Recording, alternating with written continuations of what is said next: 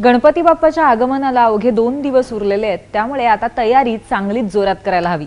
चला आपण बाजारात जाऊया आणि पाहूया यावर्षी काही नवीन आलंय का।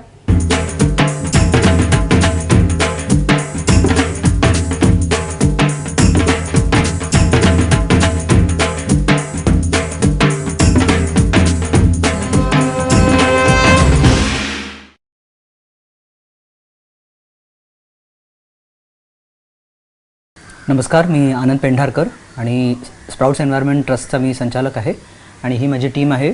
आम्ही पर्यावरणाबरोबर वेगवेगळे कार्यक्रम करतो, पर्यावरणाला जे पूरक असतील असे, आणि त्यात आमचा प्रयत्न असा असतो की लोकांना जास्तीत जास्त आम्ही त्याच्यात इन्व्हॉल्व करू शकू। गेले 13 वर्ष आम्ही गणपती विसर्जनानंतर मूर्त्या ज्या विसर्जन केल्या जातात प्लास्टर ऑफ पॅरिसच्या, त्याचं समुद्रातून काढण्याचं आणि विल्हेवाट लावण्याचं आम्ही त्याचं काम करतो।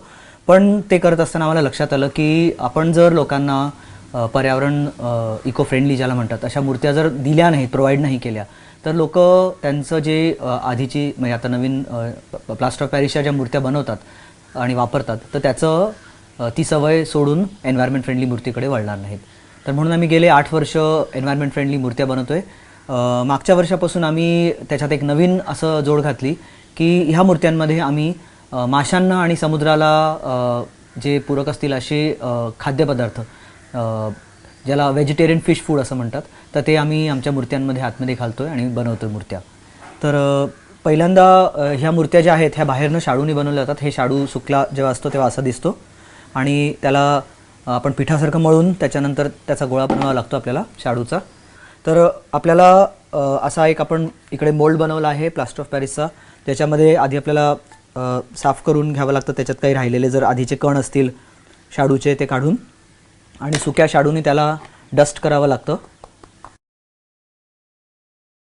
खूप जरा चिकट झाला तर ते पकडण्यामध्ये आणि सुटायला पण त्याचा त्रास होऊ शकतो।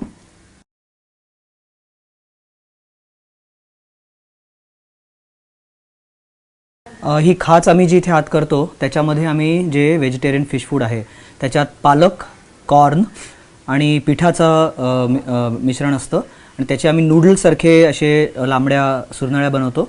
ते सुकवतो आणि त्याच्यानंतर ते आम्ही आतमध्ये त्याचे तुकडे करून घालतो। मूर्ती विसर्जन केल्यानंतर 1-1.5 तासामध्ये मूर्ती विरघळते आणि त्याच्यानंतर आतलं जे नूडल व्हेजिटेरियन फिश फूड असतं ते मग मास्यांना आणि बाकीच्या समुद्रातल्या खेकड्यांना, वनस्पतींना खायला मिळतं।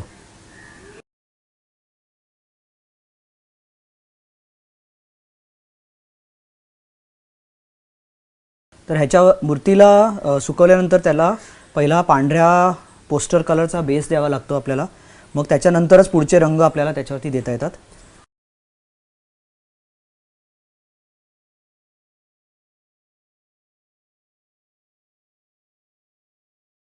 आपण आपल्या मूर्तीला प्रायमर पांढरा दिल्यानंतर त्याच्यावरती पहिला नेक्स्ट आपण बेस कोट जो देतो तो असतो मुलतानी मातीचा।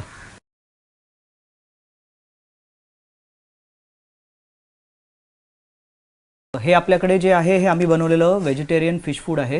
ह्याच्यामध्ये पालक, त्याच्यानंतर कॉर्न फ्लावर किंवा मक्याचे पीठ आणि आपलं नॉर्मल व्हीट फ्लावर किंवा पीठ आपण ज्याला म्हणतो, तर ते मिक्स करून त्याला आम्ही असे नूडल्ससारखं बनवलं आहे आणि हे मग आम्ही आमच्या मूर्तीमध्ये जो खालती खाच ठेवली आहे तर त्याच्यामध्ये भरतो।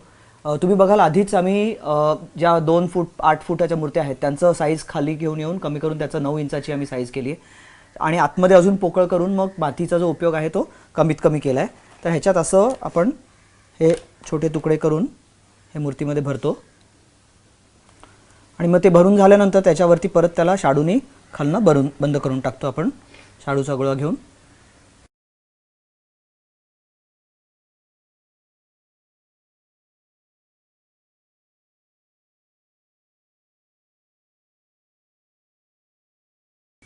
ही परत असं केल्यानंतर एक त्याला 2-4 दिवस त्याला सुकवावं लागतं।